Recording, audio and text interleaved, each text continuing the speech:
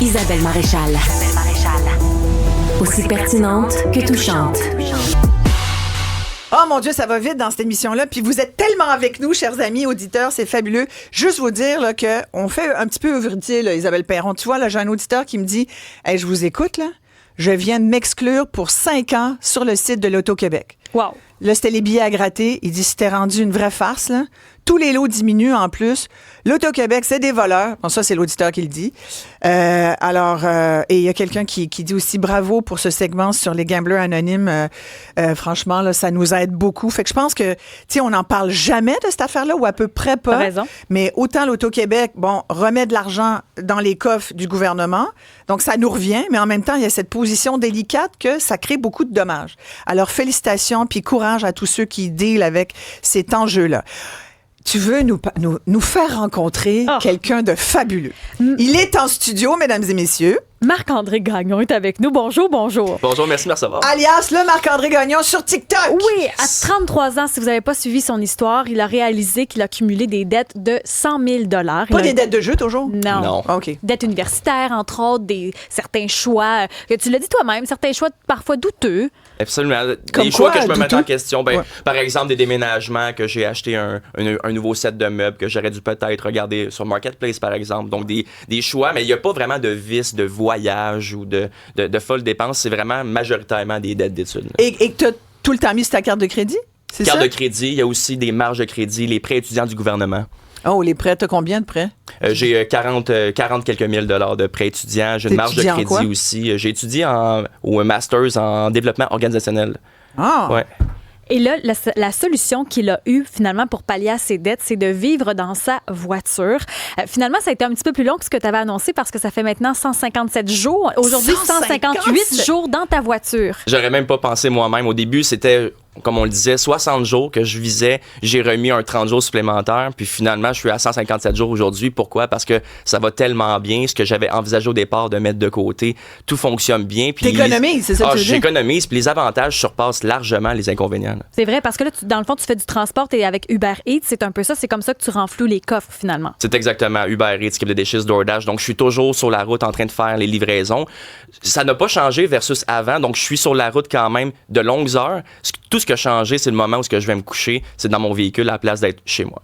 Mais là, attends, là, t'as plus de loyer, c'est ça? T'as plus ça, là. Tout est dans ta petite voiture. C'est exact. Donc, j'ai un mix de vêtements que j'utilise dans mon véhicule, d'effets personnels, mais j'ai aussi loué un espace de rangement dans une entreprise. Ça me coûte 150 $ par mois et le paiement, le prélèvement se fait automatiquement. Donc, lorsque j'ai besoin d'avoir des objets supplémentaires, un sac de hockey, par exemple, je joue au hockey, je vais à mon espace d'entreposage et là, je fais le switch comme ça depuis le mois de juillet. As-tu croisé des locataires? Il paraît qu'il y a des gens qui vivent des fois là-dedans. J'ai entendu parler de ça. C'est arrivé une fois, fait cocasse, je me suis présenté vers 21h, les locaux ferment à 22h, puis il y avait quelqu'un avec son ami probablement, avec une télévision branchée dans son espace d'entreposage en train d'écouter un bon film. Bon, un dimanche soir, il y avait du plaisir, pourquoi pas. Mais toi, tu fais quoi, justement, quand tu ne travailles pas dans ta voiture comme ça? C'est un petit espace, là. C'est une toute petite voiture. Ouais, en fait, c'est que je fais seulement ça. C'est ça qui est un peu l'effet dommage de ça, c'est que je fais seulement travailler. Parce que aussi, je peux lire des livres à l'occasion, écouter des vidéos sur YouTube, me former, etc. Donc, je continue de me divertir à ce niveau-là. Mais c'est sûr que ça touche les relations sociales. Donc, tout l'été, par exemple, les événements sur les terrasses, la plage, les parties, etc. J'ai dû dire non à de nombreuses reprises parce que je veux tellement m'engager dans mon projet. Je veux pas être dans mon véhicule pour rien, donc je multiplie mon ardeur pour rembourser les dettes le plus possible. Puis comment tu fais pour te laver, par exemple, la douche, la toilette, si tu as envie dans la journée? Pour aller à la salle de bain, c'est les restaurants pendant que je fais les livraisons, mais la grosse question, effectivement, pour les douches, c'est d'aller dans les gyms. Donc, par exemple, on peut avoir un abonnement premium qui donne l'accès aux vestiaires, notamment les douches. Donc, c'est là que je peux aller faire ma toilette sans problème et quand je veux aussi. Tu as l'air heureux de ça. T'en parles, là. Je veux dire, t'es de bonne humeur, t'es rayonnant. Je veux dire.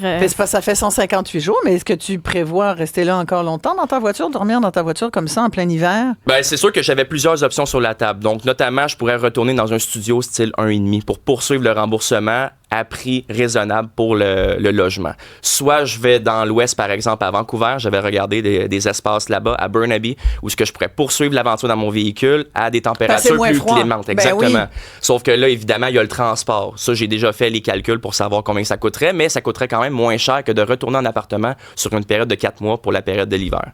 Donc, c'est ça les options. Mais, vas-y, ce que j'allais... Écoute, on a tellement de questions, on est comme... Je suis là pour ça. Parce que là, tu disais, je dois 100 000. Là, tu as remboursé combien en 158 jours? Il a décortiqué ça en différentes dettes. Fonds d'urgence, Revenu Québec, carte de crédit 1, carte de crédit 2, marge d'études, prêt étudiant. Et ça fait combien de rembourser jusqu'à maintenant? Là, présentement, j'ai remboursé le prêt que j'avais avec le gouvernement. Donc, il y avait un 1100 quelques dollars, ça c'est remboursé. Un fonds d'urgence que j'ai mis 1000 dollars pour arrêter d'utiliser les cartes de crédit. Donc, si j'ai un pépin, un flat, un problème de santé, c'est le fonds d'urgence qui l'absorbe, ce n'est plus les cartes de crédit. Donc, je veux vraiment ne plus dépendre des dettes. Après ça, là, la dette numéro 2 présentement que j'attaque, c'est ma première carte de crédit. J'ai accumulé un peu plus de 7 000 $ sur environ 10 000 $ que je dois. 9 805. Oui, précisément. Merci.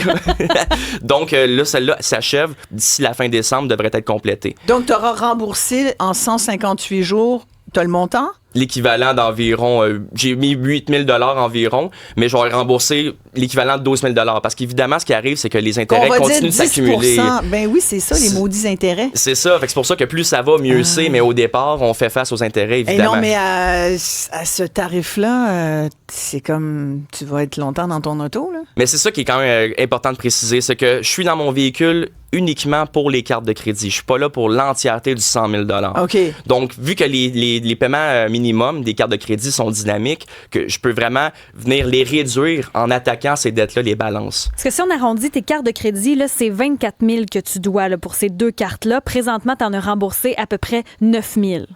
Donc, il te reste jusqu'à 24 000 à rembourser. C'est ça, exactement. Mais au moins, avec le 9 000 aussi, j'ai remboursé aussi la part de la dette du gouvernement de Revenu Québec, qui était d'un peu plus de 1 100 $, plus le fonds d'urgence, ce que je n'ai pas à payer à partir de maintenant. Donc, ces montants-là s'ajoutent à ce que j'ai remboursé sur la dette numéro 1 pour mettre en totalité sur la dette numéro 2. Donc, si je me fie au ratio du temps que j'ai passé, environ un peu plus de 5 mois, c'est quand même, j'ai espoir de pouvoir le rembourser aussi. Est-ce que tu veux continuer de faire ça ou après tu veux étudier travailler dans ton domaine? Oui, t'es diplômé quand même. Oui, j'ai une maîtrise en gestion, donc je compte l'utiliser. C'était juste au niveau du stress que c'est un peu plus difficile parce que, évidemment, lorsqu'on est livreur, faire 80 heures par semaine, même si on est stressé, peu motivé, découragé, le client va recevoir sa nourriture, le restaurant va faire sa vente, il n'y a pas d'impact. Sauf que si je travaille, par exemple, en consultation dans mon domaine, j'ai des clients, j'ai des partenaires, j'ai des gestionnaires. Donc, les responsabilités vont au-delà de moi. C'est là que j'ai pris la décision d'être 100% dépendant de mon horaire. Mais c'est une expérience formidable, Marc-André. Tu pourrais écrire un livre, tu peux faire des conférences pour aller dans les écoles. Et puis, tu as bien sûr ton TikTok. De plus de mise sur la dette numéro 2. Bonjour tout le monde. Aujourd'hui, jour 153 dans mon véhicule. Le solde de ma carte de crédit qui passe à 2 845 $. Je déménageais mon ami hier qui s'est acheté une maison, donc je me suis servi de mes gros bras. LOL! Fait que j'espérais avoir une grosse soirée pour me divertir puis me garder réveillé. Malheureusement, c'est pas arrivé. Je me suis battu pour avoir des calls toute la soirée. Journée de livraison 35-42, total en novembre 38-37-84 à demain. Incroyable! Et justement, on a des trucs pour toi parce que, Isabelle, hier, on a parlé de Food Hero. L'application qui nous a été suggérée au 187 Cube Radio. Et on s'est dit, pourquoi pas parler à celui de Food Hero, Renaud Leblanc. Il n'y a rien qui nous arrête à cette émission-là. Rien. Renaud, merci d'être avec nous. Plaisir, salut tout le monde. Bon, faut dire que ça fait quand même quelques années que l'application existe. Est-ce qu'on sait combien de gens ont téléchargé cette application? Depuis qu'on est en opération, donc c'est-à-dire depuis l'été 2019, c'est plus d'1 million de personnes qui ont téléchargé l'application. La plupart au Québec. On opère au Québec depuis nos débuts, dans les épiceries Métro, IGA notamment, donc partout à travers le Québec. Puis depuis cet été, partout à travers le Canada. Donc 1000 Comment épiceries. ça marche? 1000 épiceries, comment ça marche pour ceux qui ne l'utilisent pas encore? Moi, je l'ai déjà téléchargé, Renaud, ton application, mais je l'ai comme jamais utilisé. Alors là, je vais m'y remettre. Comment ça va Très fonctionner? simple. Donc, c'est une application gratuite qu'on télécharge soit sur le Play Store ou l'App Store. On est géolocalisé par la suite. Puis là, ça nous montre les épiceries qui ajoutent de l'inventaire, donc des produits près de chez nous.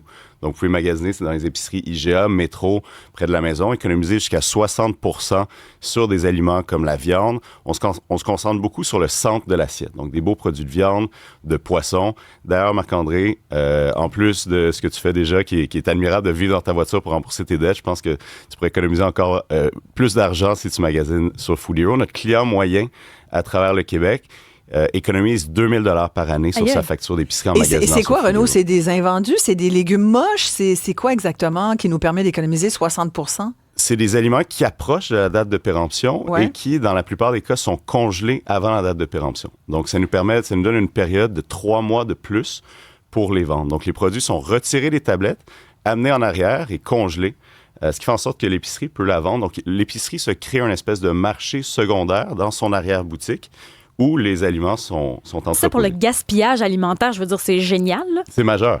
C'est majeur. Notre épicerie moyenne va sauver des sites d'enfouissement jusqu'à 10 tonnes par année de nourriture qui aurait autrement été jetée. Comment ça vous est venu, cette idée-là?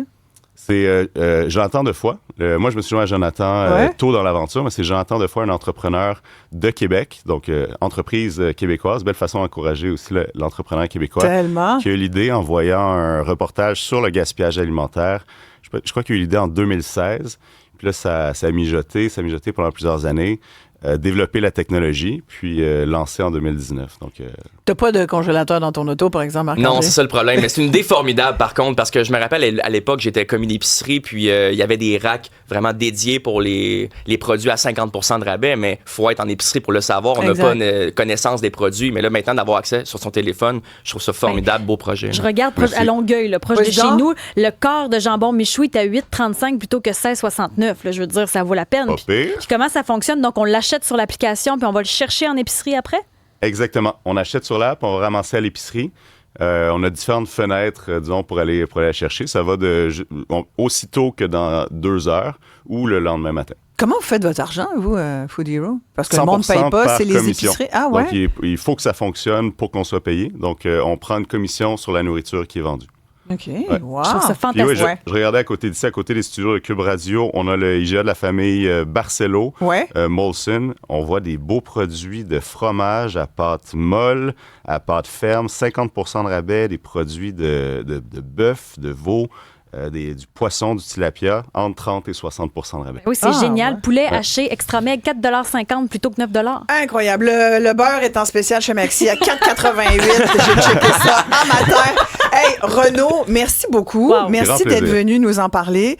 Renaud Leblanc, créateur de Food Hero, application anti-gaspillage.